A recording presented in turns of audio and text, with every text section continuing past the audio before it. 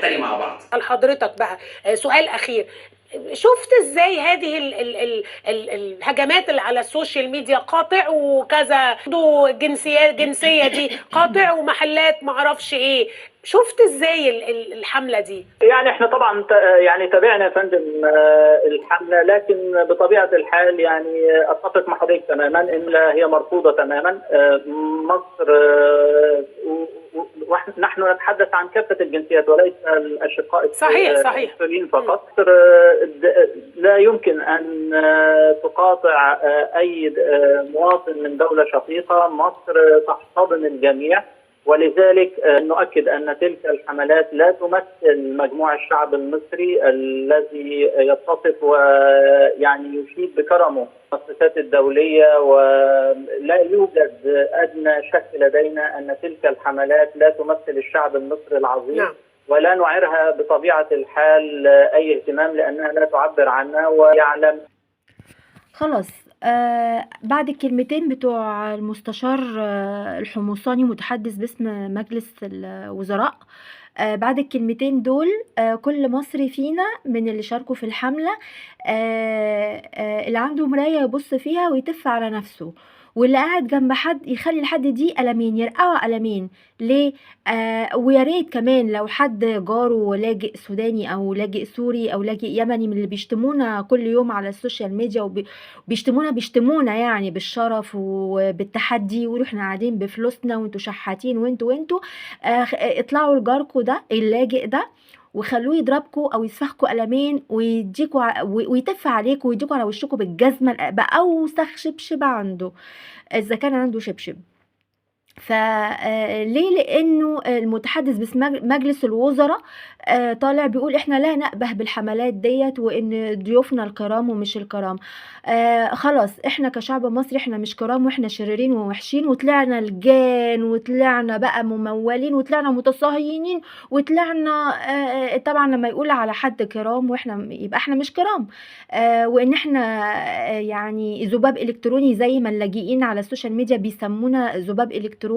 فطالما الدولة طالعه بتقول لا نأبه بالحملة ديت وان دول مقيمين مش لاجئين، انا معرفش ازاي مقيم، يعني هو ايه الفرق بانه حضرتك انت لما تبقى مقيم في دولة بتروح بكرامتك وانت بلدك كويسة وفي احسن حال وممكن ترجع لها في اي وقت وبتروح بعقد عمل وتقعد شوية وترجع بلدك تاني، انما تروح وتستوطن وتعمل كانتونات في اماكن معينة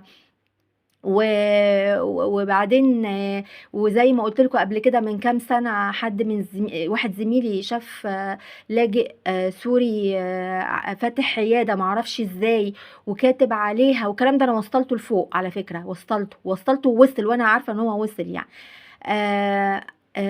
ومش هقول اكتر من كده. المهم يعني انه كاتب على باب او يافطه كده على باب العياده انه هو مش هيعالج غير المواطنين السنه المسلمين المسلمين الشيعة بس، المسلمين المريض المسلم الشيعي ها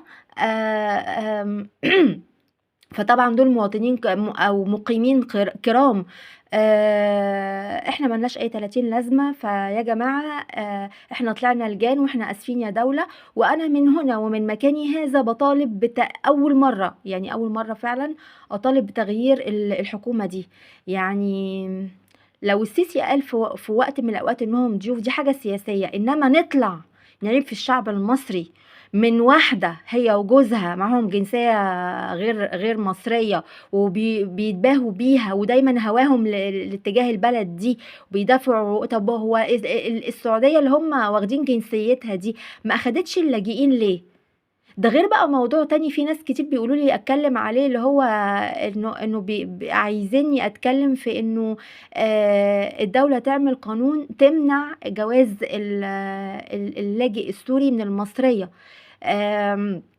لان احنا عارفين انهم بيتجوزوهم علشان الاقامة ودي حاجة معروفة يعني.